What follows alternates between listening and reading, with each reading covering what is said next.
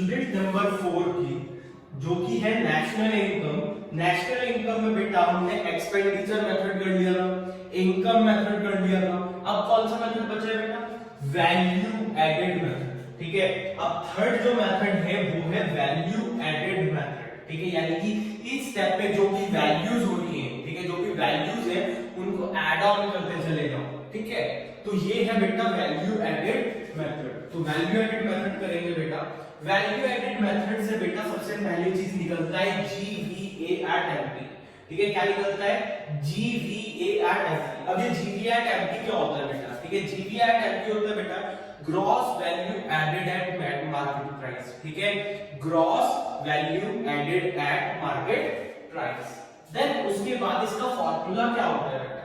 इसका जो फार्मूला होता है वो होता है sales minus intermediate consumption plus change in stock. ठीक है, सेल्स, हमने सेल्स कितनी करी है बेटा?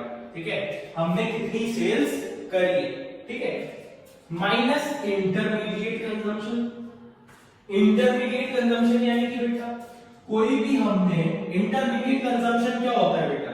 इंटरमीडिएट कंजम्पशन वो कंजम्पशन होता है लाइक हमने कोई भी सामान खरीदा है, ठीक है, परचेज किया है हमने raw material, purchase of raw material एक इंटरमीडिएट कंजम्पशन है बेटा।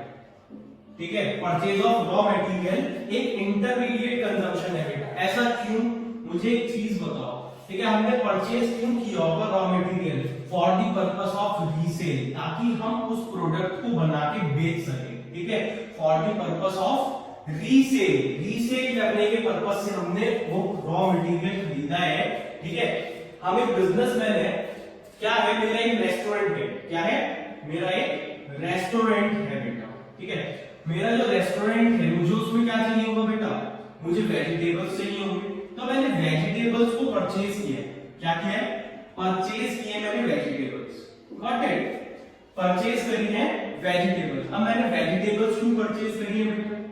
ताकि मैं उसे प्रोसेस करके उसे बना के बेटा मार्केट में बेच सकूं। ठीक है, सेल कर सकूं, है ना?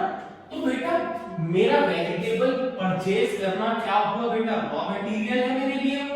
ठीक है, रॉ मटेरियल है तो मेरे लिए वो क्या हुआ बेटा? Intermediate consumption. क्या हुआ? Intermediate consumption. कोई भी कॉटन टेक्सटाइल है, ठीक है, उसमें कुछ भी बेचा है वो उसकी सेल। ठीक है, उसमें कुछ भी खरीदा है वो उसकी परचेज है, यानी कि इंटरमीडिएट कंजम्पशन है। अब क्या हुआ? एक कंपनी ने कॉटन खरीदी है, समझ लो। ठीक है, क्या खरीदी है? कॉटन खरीदी है। किस लिए खरीदी होगी बेटा? कुछ मैन्युफैक्चर करने के लिए, जीन्स शर्ट्स वगैरह मैन्युफैक्चर करने के लिए बेटा। ठीक है, बनाने के लिए। तो कॉटन क्या हुई बेटा? ये कॉटन भी क्या हुई? Intermediate consumption. अब आप समझ रहे होंगे कि इंटरमीडिएट कंजम्पशन बेसिकली होता क्या है। ठीक है, कुछ सामान को प्रोसेस करके बेचना। ठीक है, कुछ सामान को खरीदना, उसे प्रोसेस करना और बेचना। बेटा वो सामान जिसे हमने खरीदा ही इसी पर्पस के लिए है ताकि हम उसे बेच सके आगे प्रोसेस करके, उसी को क्या कहते हैं बेटा? इंटरमीडिएट कंजम्पशन कहते हैं। क्या कहते हैं? इंटरमीडिएट कंजम्पशन कहते हैं। Got it? अब आगे है बेटा change in stock. Change in stock क्या है बेटा? स्टॉक में कुछ ना कुछ चेंज हुआ होगा। अब जब आपने सेल करी, ठीक है, कोई भी प्रोडक्ट है, सेल करा, मेरे पास 40 यूनिट्स थी, समझ लो मेरे पास 40 प्रोडक्ट्स थे। ठीक है, 40 जीन्स थी, कुछ भी कह लो। ठीक है, 40 जीन्स थी मेरे पास, तो मैंने 40 जीन्स में से बेटा एक जीन्स बेच दी। ठीक है, एक जीन्स मैंने बेच दी, तो 40 माइनस 1 कर दो। ठीक है, कितनी बची? 39 जीन्स मेरे पास बची। तो बेटा ये क्या है? चेंज इन स्टॉक है बेटा। क्या है? चेंज इन स्टॉक है कि मेरे स्टॉक में से एक जीन्स बिक गई। ठीक है, 40 थी मेरे पास, 39 रह गए। ठीक है, इसका फार्मूला होता है बेटा, अगर ये नहीं दे रखा होता चेंज इन स्टॉक, तो इसका फार्मूला होता है closing stock minus opening stock. Closing stock minus opening stock. आप समझ लो किसी क्वेश्चन में दे रखा है क्लोजिंग स्टॉक दे रखा है 40 और ओपनिंग स्टॉक दे रखा है बेटा 60। ठीक है, तो चेंज इन स्टॉक कितना हो गया बेटा? माइनस का 20। Got it? तो ये हमारा चेंज इन स्टॉक निकल के आ गया। समझ में आ गया चेंज इन स्टॉक कैसे निकालते हैं? तो बेटा ये इसका फॉर्मूला होता है वैल्यू एडेड मेथड से क्या निकलता है GV at MP. GV at MP का formula sales minus intermediate consumption plus change in stock. और अगर चेंज इन स्टॉक नहीं दे रखा तो closing stock minus opening stock formula लगा के हम चेंज इन स्टॉक निकाल सकते हैं। एक तो ये मेथड हो गया बेटा, या तो फिर देखो और करके मैंने लिख रखा है और करके कि और भी एक तरीका है। अगर क्वेश्चन में दे रखा है वैल्यू ऑफ आउटपुट, क्या दे रखा है वैल्यू ऑफ आउटपुट, इसका मतलब है बेटा पूरे जो आउटपुट है उसकी पूरी वैल्यू, ठीक है, यानी कि हमने सेल्स भी कर दी, sales plus change in stock, change in stock, sales और हमने चेंज इन स्टॉक को ऐड कर दिया बेटा, ये ऑलरेडी वैल्यू ऑफ आउटपुट में ऐडेड होता है, ठीक है। क्वेश्चन में अगर वैल्यू ऑफ आउटपुट दे रखा है तो इसका मतलब है उसमें सेल्स और change in stock already add on हुआ होता है, ठीक है।